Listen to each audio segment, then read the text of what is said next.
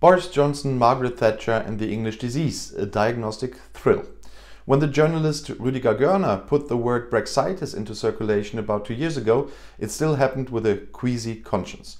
One of the lessons we have drawn from the ideologically devastated 20th century is not to pathologize the political, especially those who think differently from politics. This is precisely what occurred to him in England, when he escaped to London in September 1981 from the apparent intellectual province of Tübingen, which he then rejected in student arrogance. From the drizzle on Necker he got into the eaves of Thatcherism, which made him stump. For in his name the value of social community was discredited, even discriminated as a bacillus, which infected capitalism with its free play of market forces and tied it to the sickbed. The lady with the famous handbag and impersonator of the Queen recommended herself from Downing Street as a doctor who prescribed the British Isles a first radical cure against the English disease, and that meant economic stagnation and paralysis of the trade unions. She used tear gas and mounted police to crack down on striking miners and printers. She considered the homeless to be light-shy rebel. Her ideas of co-determination in the company were considered a horror fairy tale of a continental, or worse, German character. The English disease replaced them with delusions of British sovereignty, coupled with the stirring up of fear of alleged German ambitions to rule before and after the fall of the wall. But Thatcher had recognized one thing: without Europe, Britain would be in freezing rain. She signed the Maastricht Treaty.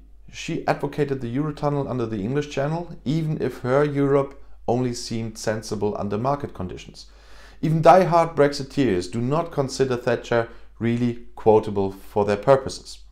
Compared with the picture that England, not Scotland, not Northern Ireland, in particular, shows the European world since the fatal Brexit referendum in 2016, the condition in Thatcherism, as crude as it behaved in many areas of social life, were still bearable.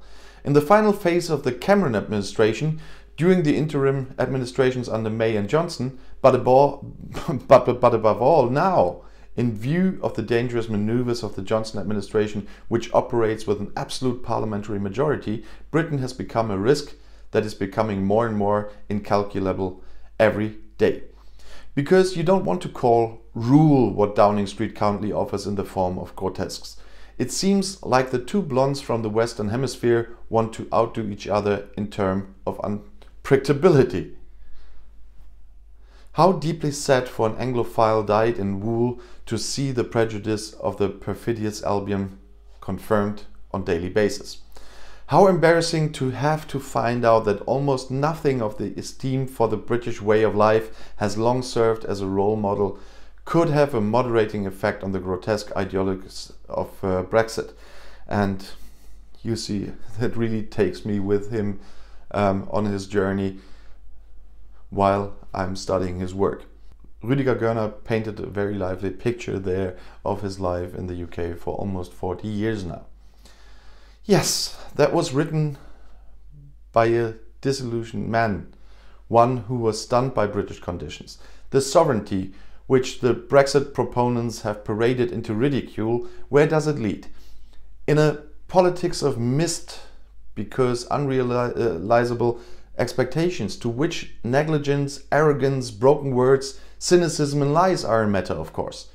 The loss of trust is already factored in. The fact that Downing Street is even considering discarding the agreements negotiated with Brussels before signing a proper deal on Brexit shows how corrupt, and that means infamously calculated, government policy has become. What is tragic is that the Labour opposition, which is now well positioned under Keir Starmer, has to watch this political fiasco in the House of Commons because of its disastrous election result for which his predecessor is responsible. In view of this situation, a possible answer could be a general strike in order to defend against these governmental implications.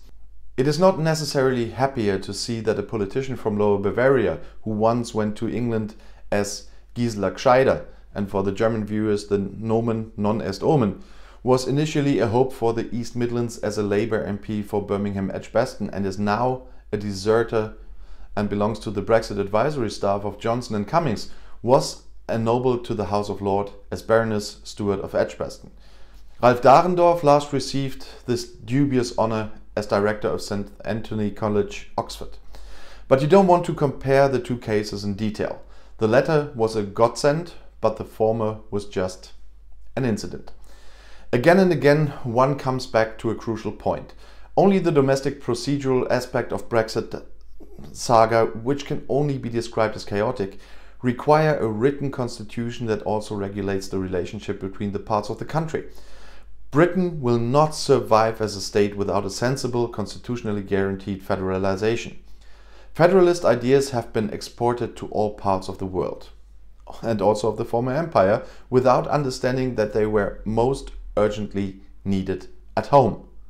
For decades, Brussels was heralded as a federalism leviathan without understanding that regional funding and the country-specific balance of interests and finances, and that always in this order, are among the most important achievements of federalism. And now, as people in England are wondering why Germany dealt so much more effectively with COVID-19, it is becoming more and more apparent that the differentiated approach made possible by the federal state may well have contributed to this effectiveness. Interim results are available in the form of a study on infection protection that was developed at the Technical University of Darmstadt under the direction of Nathalie Behnke. No things are desperately bad about these British Isles, whose Brexit maturity is one of the most minor things that has happened there for generations, whereby one realizes in oneself that one threatens to succumb to this astonishing immaturity on these islands, compromises, curses, shows consideration, degenerates into a conformist. You started out there and here to mediate, to build bridges, to understand each other and for the other. Since the days of Thatcher, it has become customary among so-called academics not to talk tacheles, as we say, about these islands until one leaves them or retires abroad. The most spectacular example of this was the philosopher Bernard Williams, who publicly settled with Thatcherism during his resignation to America. In Britain, they have allowed the dignity of education and universities to be destroyed for decades. They are further degraded to functional training facilities where the respective subject-related earning potential for graduate should serve as an evaluation criterion for the existence of certain subjects according to the will of the government. More and more will realize in their heads that it is too late for real resistance. They have become accomplices of a government utilitarianism that considers the Philistine to be an intellectual.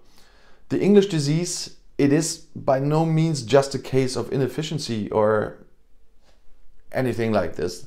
Their bug is called pragmatic conformism, which has to do with lethargy, political apathy, which even the few demonstrations against Brexit and against the madness of the Iraq War, impressive and peaceful as they were, cannot hide. Ultimately, it was voter lethargy that gave Johnson an 80-seat majority in the House of Commons and a majority electoral system that is hard to beat when it comes to antiquity. Strange, this new word about British conditions came to his mind in the middle of a little work on Thomas Bernhard, who from a distance, be it from his hateful Austria, from the Spanish or Portuguese perspective, always upheld England. For example, his protagonist Reuthammer in the novel Correction became something as a scientist because he went to England at the right time, although he brought with him a less scientific experiment on Purcell and Handel, from which he allegedly distilled a music theory. How everything with Bernard is alleged, and at best so-called.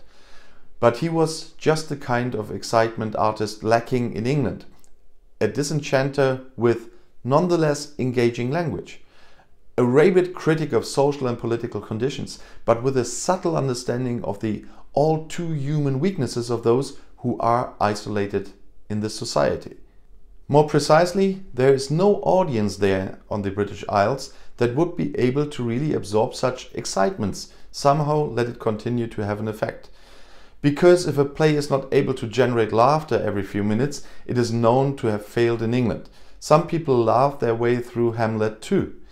As for the continuous tragedy number 10 Downing Street, however, there may be hope that some of them will have lost their laughter. And if you now want to know more about European politics, YouTube has chosen another of my videos right here for you on the end screen. right next to your chance to subscribe to my channel, which I hope you already did. I'll see you in my next video. Click and enjoy. Viel Spaß!